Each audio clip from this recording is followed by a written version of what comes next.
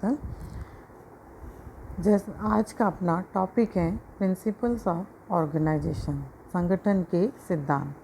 जैसा कि अपन ने देखा, संगठन प्रबंध का एक महत्वपूर्ण कार्य माना जाता है।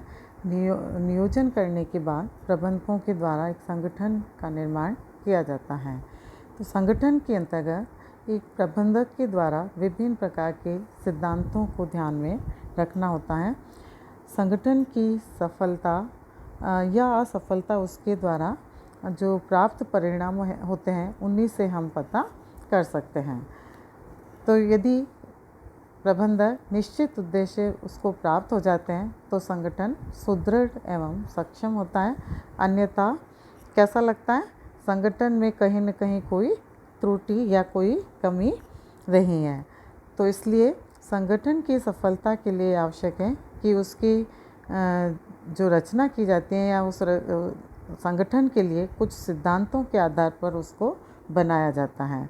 तो संगठन के सिद्धांतों को हम देख सकते हैं कि संगठन में कौन कौन से सिद्धांत लागू होते हैं या किन सिद्धांतों का ध्यान रखा जाना चाहिए।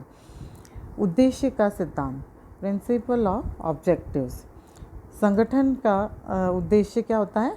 कम से कम लागत पर अधिक से अधिक उत्पादन करना, मितव्ययिता करना और श्रम पूंजी में अच्छे संबंधों को स्थापित करना होता है।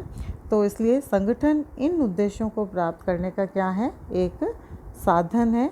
इसलिए संस्था में प्रत्येक जो विभाग और उप विभाग के उद्देश्य होते हैं उनको निश्चित किए जाते हैं और प्रत्येक व्यक्ति को इन उद्देश्यों को के बारे में जानकारी दी जाती है। तो इस प्रकार से जो संस्था के अंतर्गत एक प्रबंधक अपने उद्देश्यों को निश्चित करता है, उन उद्देश्यों की पूर्ण व्याख्या करते हुए वो संगठन के अंतर्गत उन्हें प्राप्त करता है। व्याख्या का सिद्धांत, प्रिंसिपल ऑफ डेफिनेशन। व्याख्या का सिद्धांत किस बात पर बल देता है कि संगठन के जो प्रत्येक कर्मचारी के अधिकार, कर्तव्य और दायित्व हैं उनकी स्पष्ट व्याख्या ही नहीं करनी चाहिए, बल्कि उनके कार्यक्षेत्रों की सीमाओं को भी स्पष्ट रूप से व्याख्या की जानी चाहिए। तो ऐसा होने से कार्यों के निष्पादन में कोई ना तो संदेह उत्पन्न होगा और ना ही कार्यों का दोहराव होगा। इसी तरह से सरलता का सिद्धांत, प्रिंसिपल ऑफ सिंप्लिसिटी। सरलता का सिद्धांत क्या बताता है कि संगठन संरचना कैसी होनी चाहिए, सरल होनी चाहिए, ताकि जो संस्था के व्यक्ति हैं उसमें काम करने वाले उन सभी व्यक्तियों द्वारा आसानी से उसको समझा जा सके। और अगर जटिल संगठन संरचना होगी तो ऐसी स्थिति में संप्रेषण और उनमें आपस में समन्वय को प्रभावी नहीं बनाया जा सकेगा। तो इसलिए संगठन का सरल होना जरूरी होता है। अपवाद का सिद्धांत, प्रिंसिपल ऑफ एक्सेप्शन। टेलर ने इस सिद्धांत के अनुसार कहा है यानी बताया है कि दिन प्रतिदिन के कार्यों को करने के लिए अधीनस्थों को अधिकार दे दिए जाने चाहिए तथा अपवादपूर्ण और महत्वपूर्ण मामलों पर निर्णय करने का कार्य उसे उच्च अधिकारियों पर छोड़ देना चाहिए। यानी कि उच्च प्रबंधकों के समक्ष केवल जो अनावश्यक स्थितियां या मामले हैं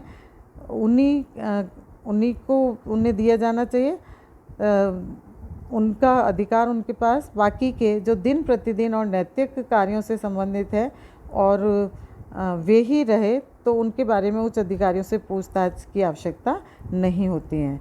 तो इसका कारण यह है कि उच्च अधिकारियों का समय मूल्यवान होता है और उन्हें नीति निर्धारण संबंधी महत्वपूर्ण कार्यों के लिए अधिक समय की आवश्यकता होती है, तो वो समय उनको प्राप्त होता है। आदेश के लिए एकता का सिद्धांत, principle of unity of command. प्रत्येक व्यक्ति को केवल एक ही अधिकारी से आदेश निर्देश प्राप्त होने चाहिए और उसे एक ही अधिकारी के प्रति उत्तरदायी ठहराया जाना चाहिए। इसलिए कहा जाता है कि कोई भी व्यक्ति दो अधिकारियों की एक साथ न तो सेवा कर सकता है और न ही उन्हें प्रसन्न कर सकता है। तो इस सिद्धांत के आधार पर एक समय में एक व्यक्ति को एक ही अधिकारी से आदेश निर्देश प्राप्त होने चाहिए। समन्वय का सिद्धांत, प्रिंसिपल ऑफ कोऑर्डिनेशन। यह सिद्धांत संगठन में विभिन्न इकाइयों, नियंत्रण के विस्तार, आदेशों की श्रृंखला, केंद्रीकरण, रेखा एवं कर्मचारी संगठन प्रारूप आदि में समन्वय और संतुलन पर जोर देता है। तो प्रत्येक विभाग और कर्मचारियों में समन्वय होना आवश्यक होता है। इससे क्या होगा, समय, श्रम और धन की बचत होती है और इस प्रकार से संस्था के अंदर प्रबंधक अपने उद्देश्यों को आसानी से प्राप्त कर पाता है। अधिकार एवं दायित्व की एकरूपता का सिद्धांत, principle of uniformity of authority and liability. अधिकारों एवं दायित्वों में क्या होना चाहिए, हमेशा एकरूपता होनी आवश्यक होती है, क्योंकि यदि किसी अधिकारी को उत्तरदायित्वों की अपेक्षा अधिकार अधिक मिल जाए तो वह उनका दुरुपयोग कर सकता है, और इसके विपरीत यदि अधिकारों की अपेक्षा उत्तरदायित्व अधिक डाल दिए जाए तो वह अपने उत्तरदायित्वों का भलीभांति निर्वाह नहीं कर सकेगा। तो इसलिए इन दोनों का साथ साथ और बराबर चलना अनिवार्य होता है। विशिष्टीकरण का सिद्धांत, प्रिंसिपल ऑफ स्पेसिफिकेशन। संगठन के इस सिद्धांत के अनुसार संगठन में प्रत्येक व्यक्ति का कार्य किसी एकाकी प्रमुख कार्य के निष्पादन तक ही सीमित नहीं होना चाहिए, प्रमुख निष्पादन तक ही सीमित रहना चाहिए। जो कार्य जिस कार्य के लिए योग्य हो उसे वो ही कार्य दिया जाना चाहिए, ताकि वह उसका विशेषज्ञ बन जाए और उस कार्य को वो और अधिक क्षमता से कर पाए। नेक्स्ट है कुशलता का सिद्धांत, प्रिंसिपल ऑफ एफिशिएंसी। ये सिद्धांत क्या बताता है इसके लिए, जैसे कुंज ओडोनल ने कहा है कि एक संगठन उस समय कुशल माना जाएगा जबकि वह निर्धारित उद्देश्य को न्यूनतम लागत पर प्राप्त करने में समर्थ हो। तो एक कर्मचारी की दृष्टि में कुशल संगठन वह हैं जो कार्यों के प्रति संतोष प्रदान करता हो, अधिकार रेखा निर्धारित करता हो और उपयुक्त एवं सही उत्तरदायित्व का निर्धारक हो, तो सुरक्षा की व्यवस्था करता हो और समस्याओं के समाधान में भाग लेता हो। फिर है संतुलन का सिद्धांत, प्रिंसिपल ऑफ बैलेंसिंग। संस्था को विभिन्न क्रियाओं का अपनी अपनी जगह उनका कम या विशेष महत्व होता है, इसलिए उनकी आवश्यकताओं एवं महत्व के अनुसार संतुलन किया जाना चाहिए।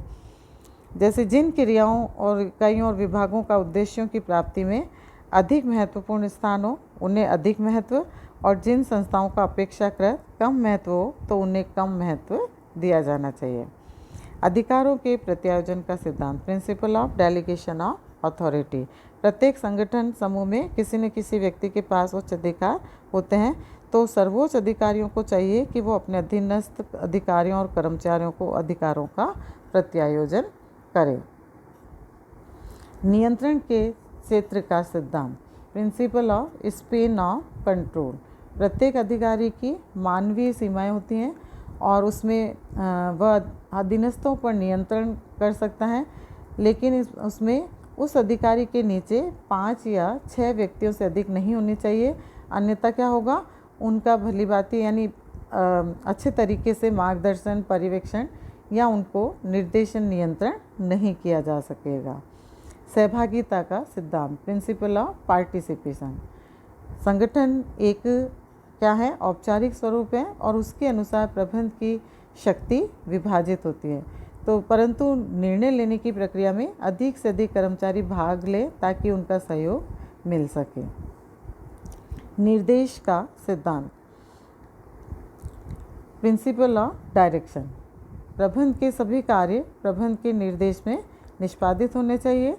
निर्देशन निरंतर दिया जाना चाहिए जब तक कि कार्य समाप्त न हो जाए। निर्देशन में अनेक कार्यक्रम सम्मिलित होते हैं, जैसे निरंतर निरीक्षण रिपोर्ट बनाना या उनको पनिशमेंट देना आदि। फिर चुनौती एवं प्रत्युत्तर का सिद्धांत, principle of challenge and feedback.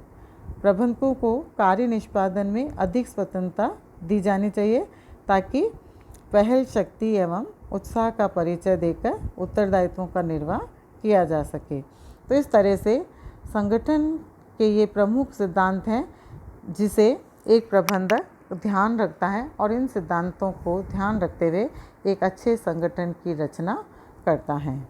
अब अपन नेक्स्ट अध्याय में करेंगे संगठन का महत्व।